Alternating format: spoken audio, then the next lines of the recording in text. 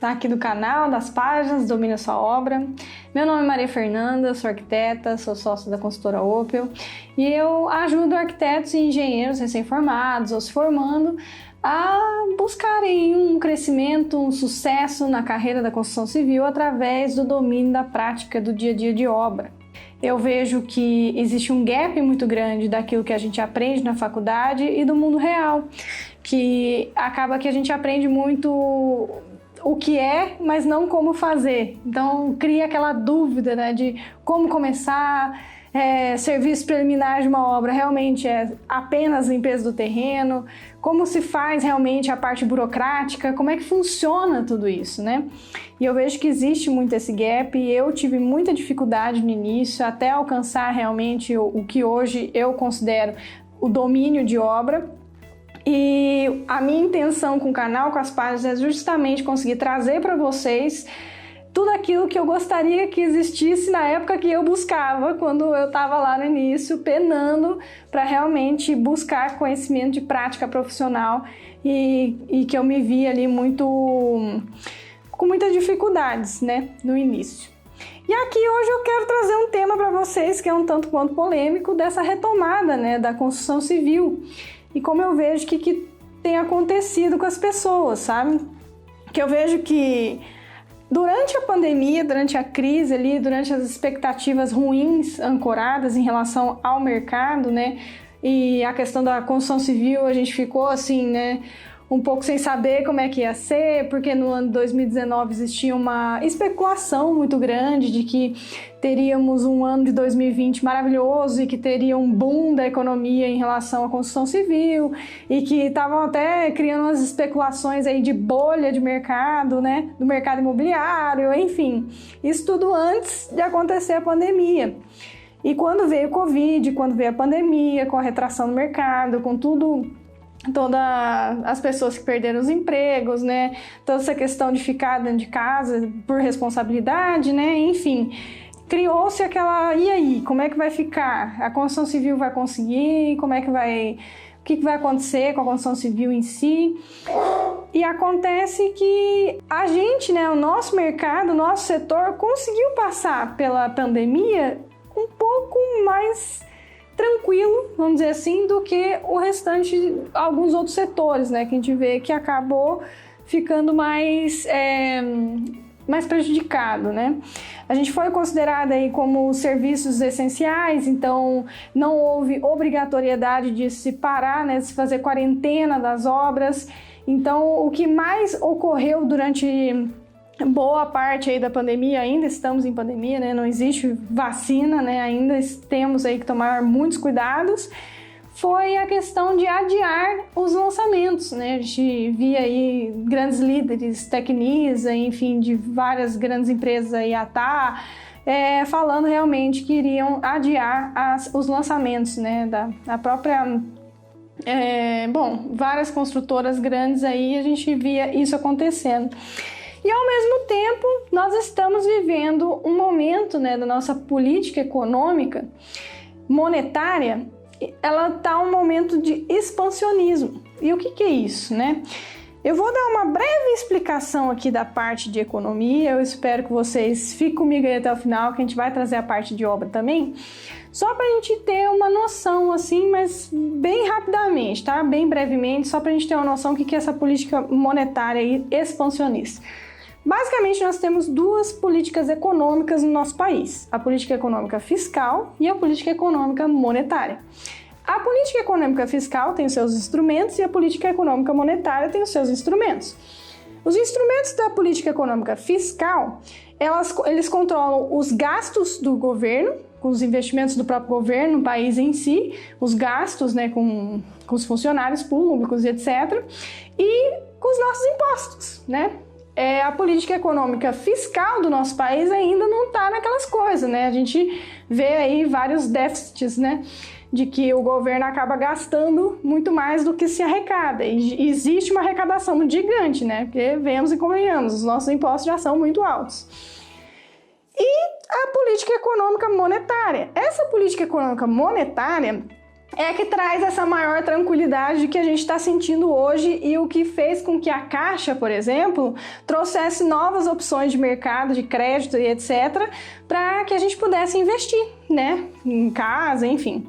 O que acontece? A política econômica monetária, ela tem 3 instrumentos básicos. Gente, eu vou trazer assim da forma mais simplista possível. Então, se tem algum economista me escutando aí, eu até peço perdão, porque o meu conhecimento é das minhas pós-graduações e eu não trabalho nessa área, mas eu tenho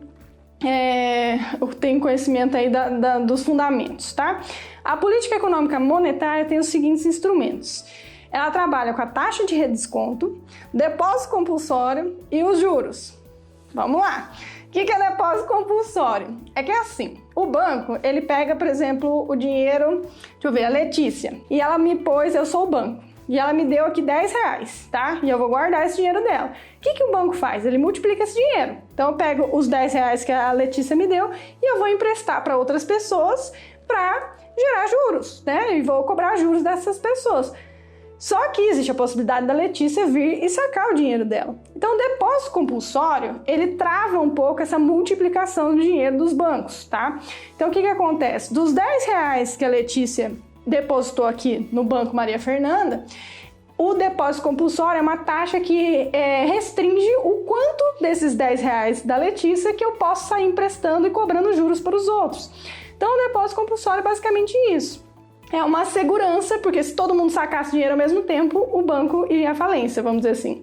E tem a taxa de redesconto. O que é a taxa de redesconto, né, dessa política monetária econômica? É o quanto o Banco Central cobra de juros para que os bancos que existem no nosso país peguem dinheiro emprestado do Banco Central, tá? E os juros que a gente paga é o juros Selic, que é o preço do nosso dinheiro. Então, quanto mais alta a Selic, quanto mais alto a taxa de redesconto, quanto mais alto o nosso depósito compulsório, o que acontece? O mercado ele vai retrair. Se o juros está alto, você não vai gastar. Como eu falei inicialmente, a gente está numa política econômica monetária expansionista. O que isso quer dizer? Que por conta da nossa inflação estar controlada, porque os juros, ele trabalha junto com a inflação. A inflação vai subindo, tem que subir os juros para fazer a inflação descer, tá? Porque é dessa forma que se controla, inclusive, é com a própria Selic, tá? E vamos lá, vamos entender.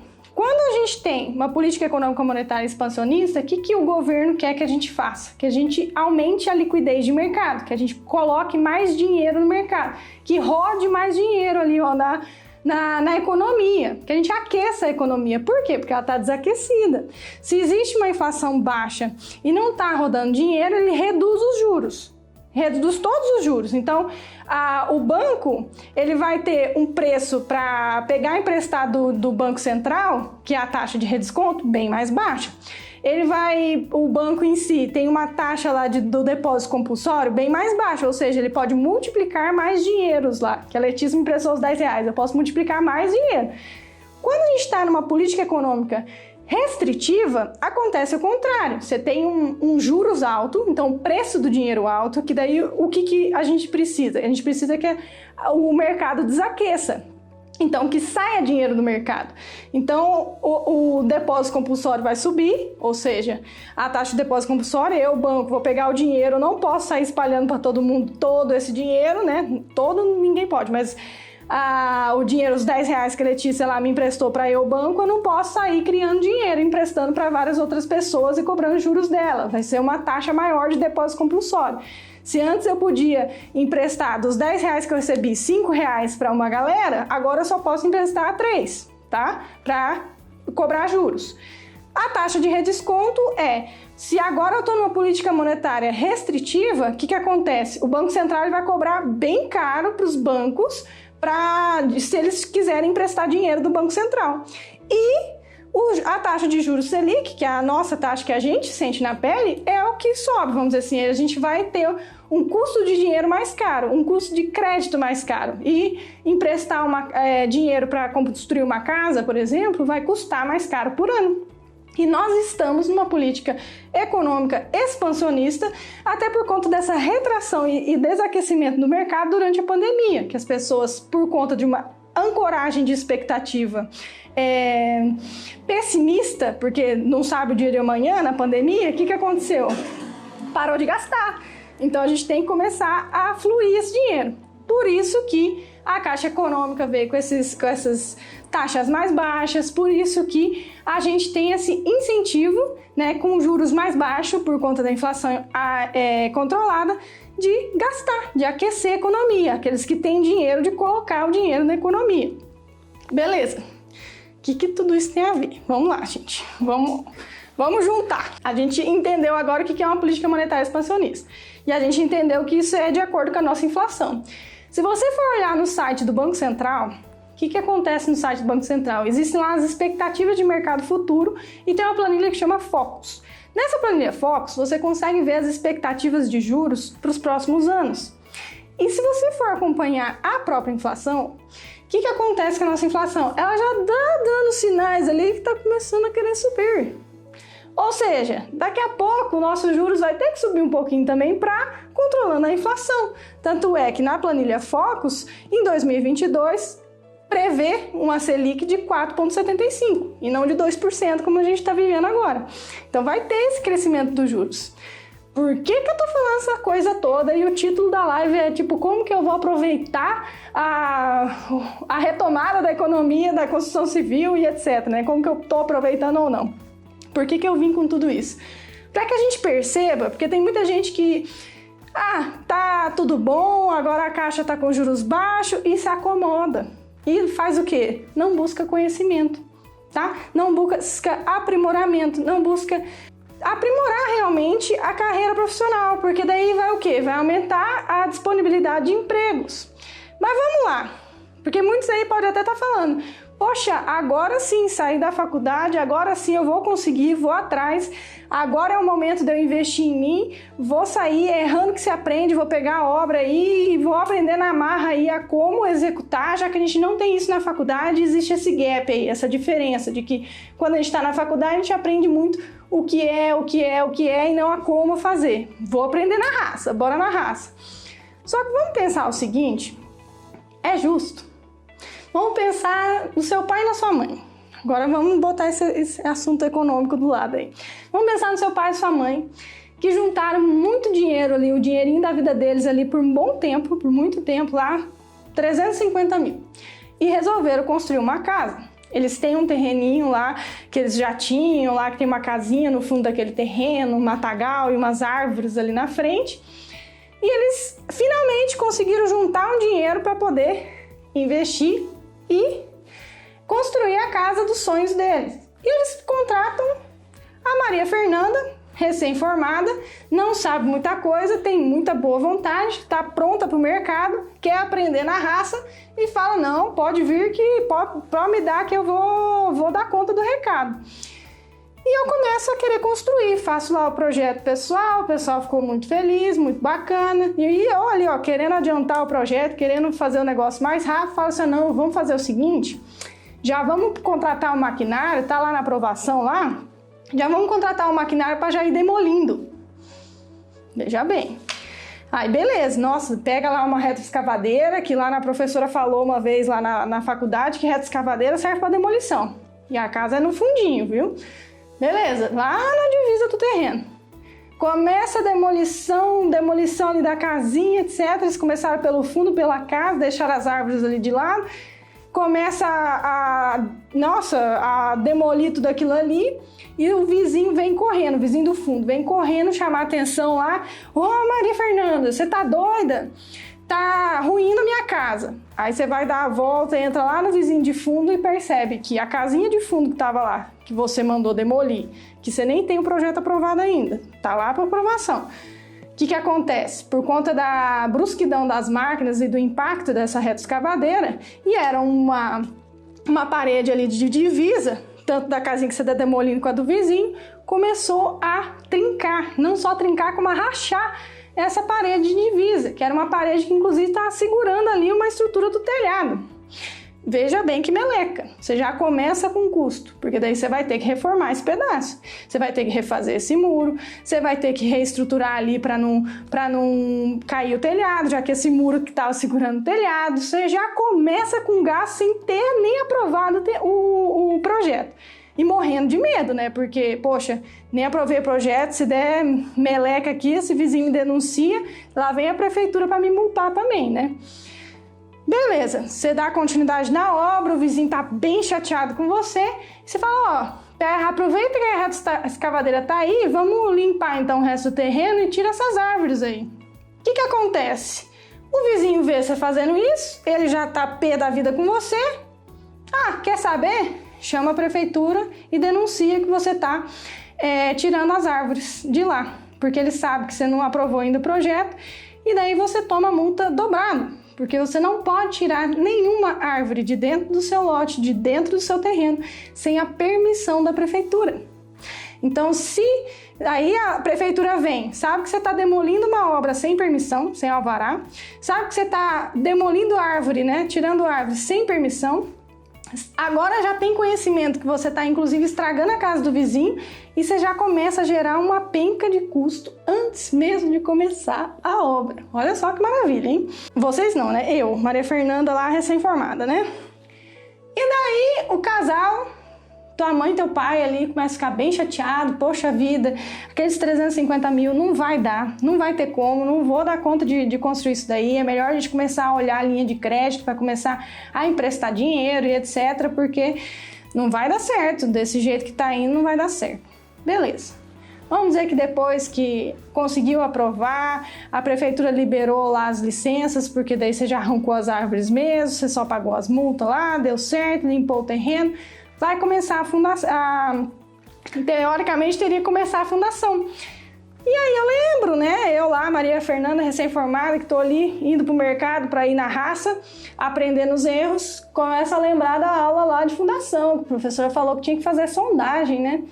E daí você chama o casal ali, né, sua mãe e seu pai ali, olha, senhor, senhora, eu preciso de uns 2.000 aí para fazer um teste de sondagem, né? O exame de solo para saber se o projeto da fundação realmente vai ficar fidedigno aqui ao terreno, etc. Lá. Só que você já perdeu sua credibilidade, né? Porque você já gastou demais. E esse casal tá pé da vida ali comigo, porque eu já gastei absurdos. Então o que ele fala? Não. E vai consultar o mestre de obra, porque você já perdeu a moral. Consulta o mestre de obra fala, né? Já tô acostumado, tem pra que fazer isso não? Manda bala, vamos fazer lá o projeto, enfim, sem sondagem, não tem pra que isso não, faz lá o projeto, manda ver, constrói a casa, enfim. No final das contas, não existe lá um controle tecnológico do concreto, não sabe se ele atingiu totalmente a resistência, não existe uma boa compactação desse solo, não sabe se a fundação foi feita de acordo realmente com... que seja fidedigno ao terreno, porque não existe uma sondagem. Tudo isso vai acontecendo e no final das contas a casa acaba trazendo várias patologias com os anos, com o passar dos anos. Aí, vamos dizer que esse casal me chame lá, Maria Fernanda doida, que está recém-formada e que quer aprender com os erros, e fala, poxa vida, olha o custo que você me fez, que eu tive que reformar a casa do vizinho, que eu tive que pagar a multa para a prefeitura porque não tinha aprovado ainda, que eu tive que pagar a multa porque arrancou a árvore sem permissão, tive que pagar a multa porque começou a demolição sem alvará. Tive que fazer tudo isso, tive que pegar dinheiro emprestado e agora a casa tá aí, cedeu o piso, tá com umas patologias e etc. E você não sabe dizer o que aconteceu, o que foi feito, o que poderia ter sido feito para ser evitado e etc. O que acontece, gente? Pensa eu daí, né? Vou responder o casal. Chego para eles e falo, olha, agradeço muito, aprendi muito com a obra de vocês e não vou fazer na próxima obra os erros que eu cometi aqui. É justo? Pensa só, esse casal ali. E pensa só, esse ser humano aqui, recém-formado, que vai aprender na marra.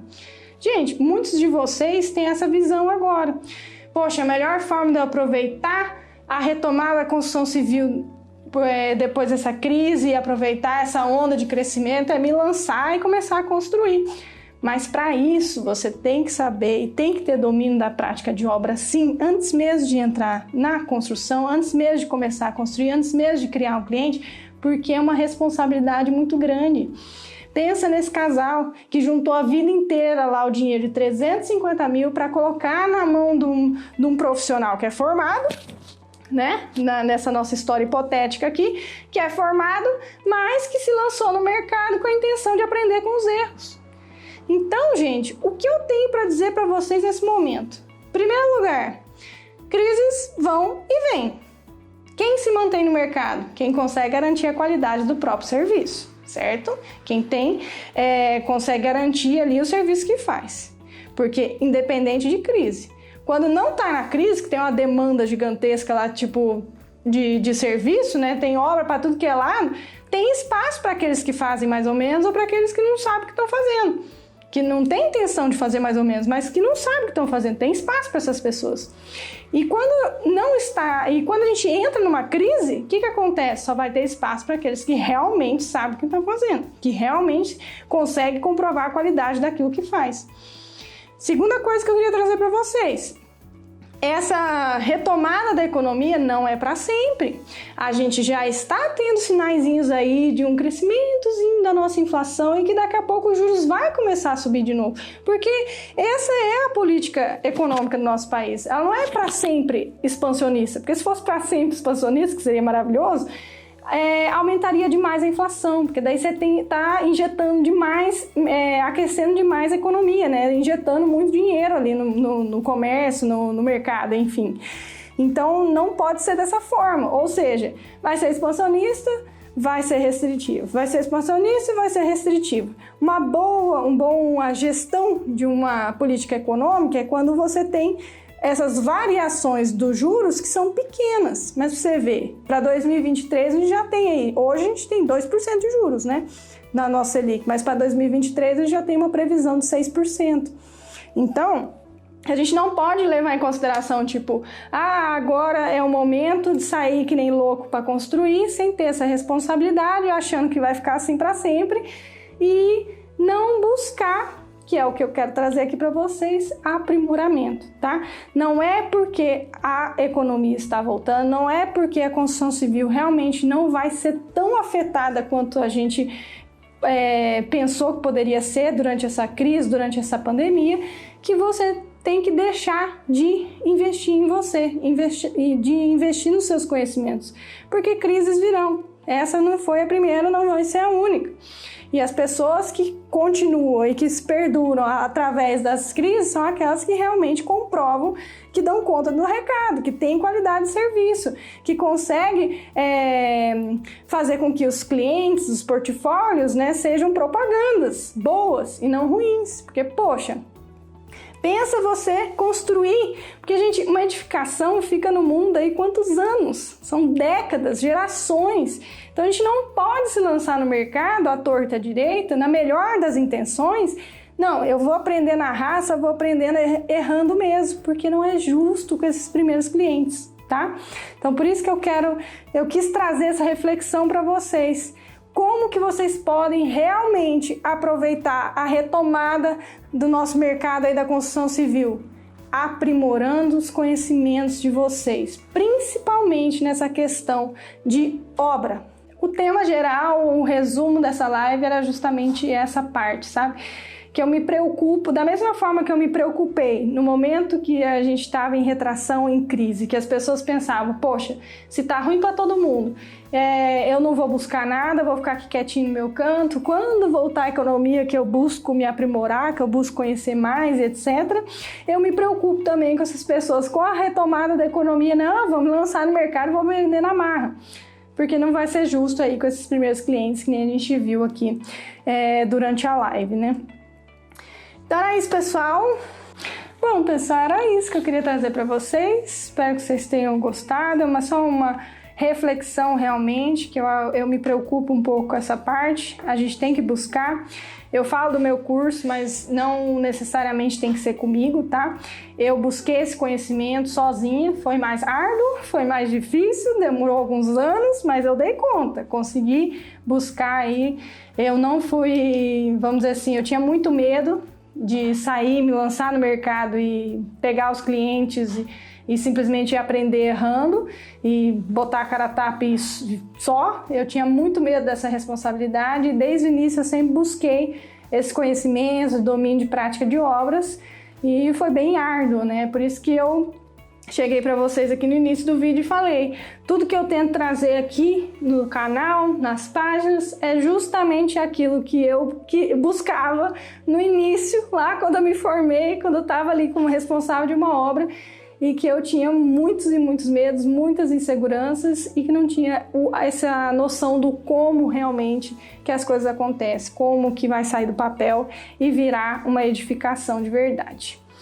Então, era isso, pessoal. Espero que vocês tenham gostado. Qualquer coisa é só deixar nos comentários. Qualquer dúvida é só me chamar lá no direct do Instagram, que eu vou aí responder vocês, beleza?